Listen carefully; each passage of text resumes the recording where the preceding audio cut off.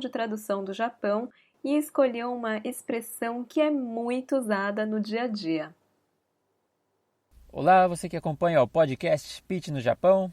Olá, Pitch. Muito obrigado. É um prazer poder estar aqui participando do seu podcast e falando sobre esse tema super bacana, sobre as expressões curiosas e interessantes do idioma japonês. Bom, vamos direto ao assunto. A expressão que eu escolhi é Yoroshiku onegai shimasu. Yoroshiku onegai shimasu. É uma expressão muito usada no japonês.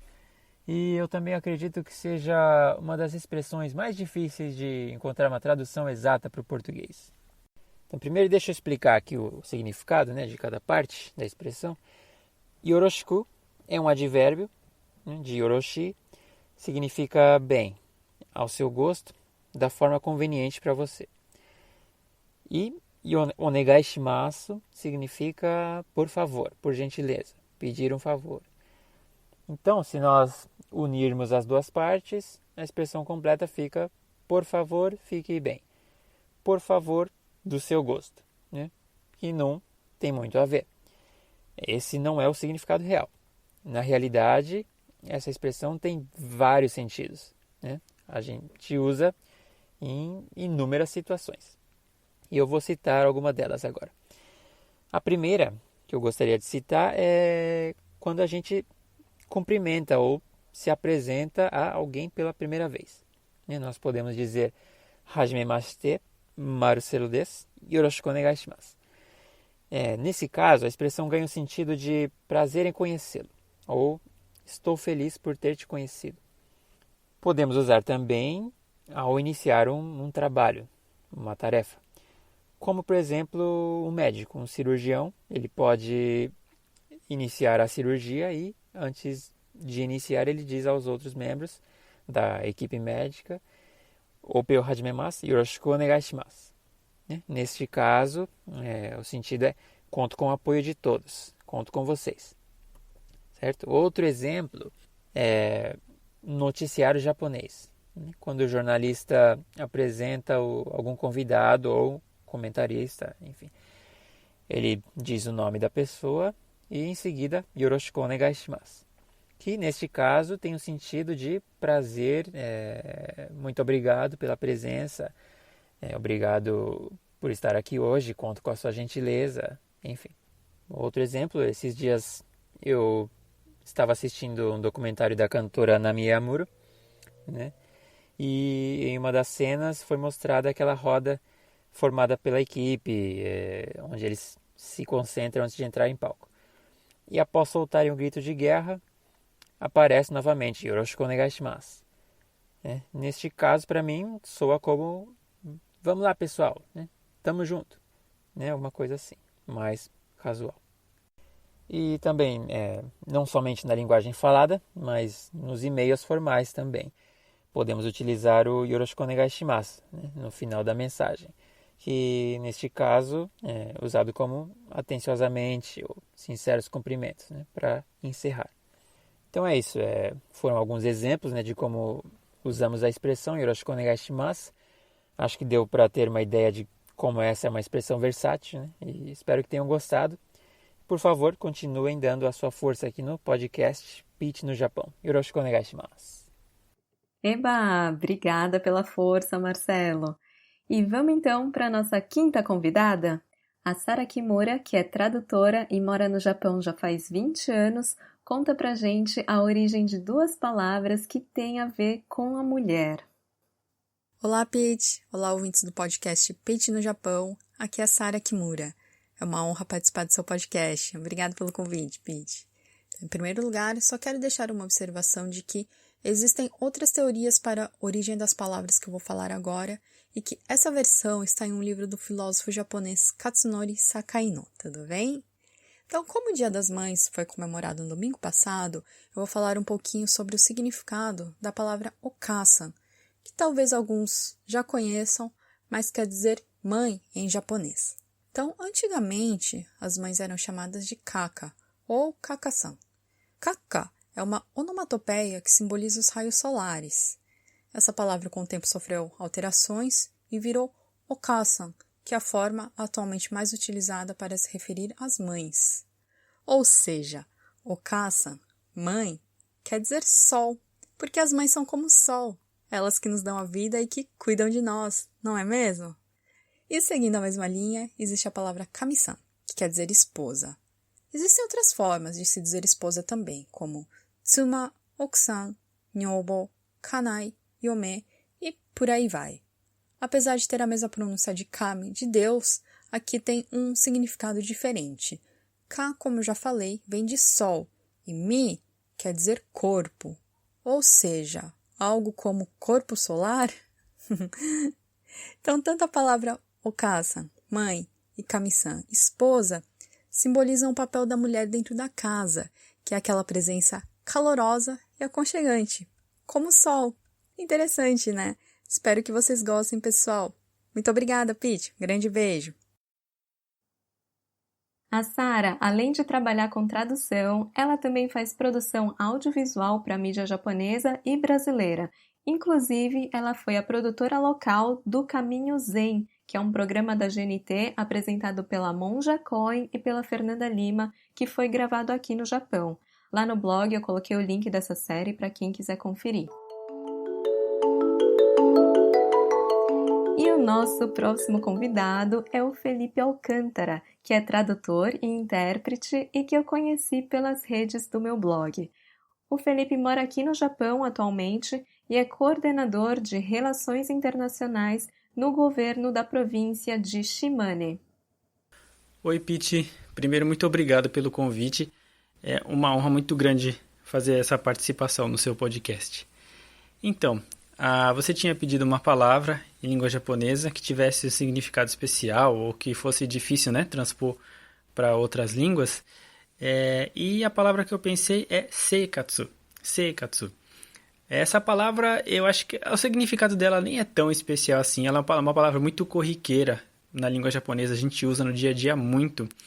E tanto que a gente usa as que a gente nem pensa como que falaria ela em português. Na verdade, se a gente pegar ao pé da letra, a gente pode traduzê-la como vida. Mas é alguns usos que a gente faz da palavra vida. Não é a vida simplesmente como fenômeno biológico, inochi. E também não é só a vida humana, né? A vida de uma pessoa, que seria jinsei. Seikatsu, se você pegar o significado dela no dicionário, vai estar dizendo ali que é seizon shite katsudou suru, ou alguma coisa assim, que significa existir enquanto ser vivo e praticar as suas atividades. Então, a seikatsu seria as atividades da vida, né? É uma coisa meio não muito natural falar em português assim, mas é isso, as atividades da vida. Então, é aquela parte da vida que se refere ao que você faz. Esse o que você faz pode ser o que você faz no seu dia a dia, pode ser o que você faz na sua escola, por exemplo, na expressão gakkou seikatsu, que seria vida escolar em português. Ou como você age na sua vida com relação ao que você come, que seria shoku seikatsu, que é o que a gente chama em português de hábitos alimentares. Então, nem sempre a gente pode traduzir essa palavra como vida simplesmente, porque, por exemplo, o departamento onde eu trabalho aqui no governo da província de Shimane, o nome em japonês é Kankyou Seikatsubu. Se a gente pegar parte por parte, né, Kankyou é meio ambiente e Bu do final é departamento. Então, se a gente traduzir o Seikatsu ali como vida, fica Kankyou Seikatsubu igual a departamento de meio ambiente e vida. E dá uma noção errada, né? Porque eu acho que as pessoas vão relacionar meio ambiente e vida e só vão pensar no lado ecológico da coisa. Vão pensar que a gente está falando de vida selvagem, não é isso. E se você pega dentro desse departamento as divisões que tem, fora as divisões que cuidam dos assuntos ecológicos, que é a parte do meio ambiente, a parte do Seikatsu é o quê? É a parte de cultura, a parte de artes, a parte de esportes. Que são as coisas, se você pensar, é o que os moradores aqui da província, né, quando eles vão visitar o museu para ver obras de arte, quando eles vão participar de atividades culturais, quando eles vão assistir os nossos eventos de cultura internacional, tudo isso são coisas que se faz como parte da vida, atividades que se faz como parte dessa vida cotidiana do dia a dia. Então, no caso, a tradução oficial do nome do departamento, no caso, ela a gente colocou como cotidiano, né? Departamento do Meio Ambiente e Cotidiano, para ficar claro que são essas atividades rotineiras das pessoas. Mas, por exemplo, né, as expressões que eu falei antes, shokuseikatsu, né, não sei se não é tão estranho falar vida alimentar em português, mas a expressão mais comum que a gente tem são hábitos alimentares. Então eu acho interessante que a palavra seikatsu, ela pega um aspecto da palavra vida, né, que a gente usa em português. A gente dá esse uso para a palavra vida em português com o contexto, mas a palavra seikatsu, mesmo sem contexto, ela já dá esse recorte. É essa parte da vida, a parte da vida que se refere às atividades que você faz para o seu sustento básico, mas não só para isso, né? Para o seu sustento em todas as esferas, né? A sua alimentação, a sua relação com as outras pessoas, você satisfazer o seu senso estético, você satisfazer a sua sede por conhecimento e etc, etc. Então essa foi a palavra seikatsu.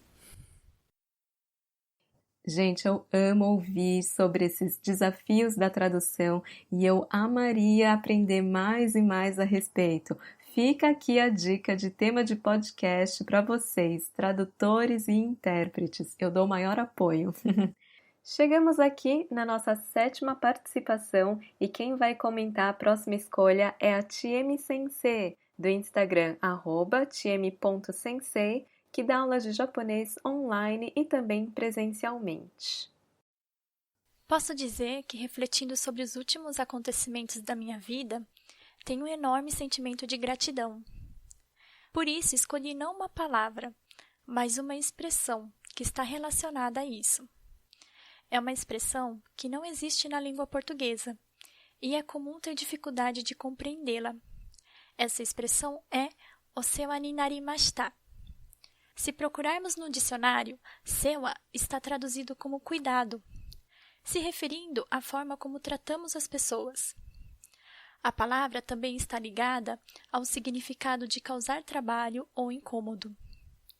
O verbo final é o naru, que significa resultar. Osewa ni narimashita é muito usada no dia a dia no trabalho, ao atender o telefone, enviar e-mails ou cartas, ao encerrar o contato naquele momento, como agradecimento. Mas também é usado ao se apresentar, como agradecimento antecipado pela ajuda, dizendo "Kore kara osewa ni narimasu". Tem também a questão da hierarquia. A expressão pode ser direcionada a superiores, professores, doutores e clientes, mas nunca para subalternos. Lembre-se que essas palavras demonstram um profundo agradecimento por quem te ofereceu suporte em algum momento da vida. Para quem você diria hoje, "Osewa ni narimashita"? Ai, gente, que amor, né? Que fofura, não aguento. Olha, eu falaria "Osewa ni narimashita" para o nosso próximo convidado, que foi o meu professor de japonês em São Paulo, antes de eu vir para o Japão pela primeira vez em 2013. O Luiz Fukushiro é doutor em educação e pesquisador de cultura japonesa, além de ser designer e calígrafo. E pela explicação que ele faz, que vocês vão poder conferir, vocês vão entender por que eu adorava as nossas aulas. Olá, Pete, tudo bem?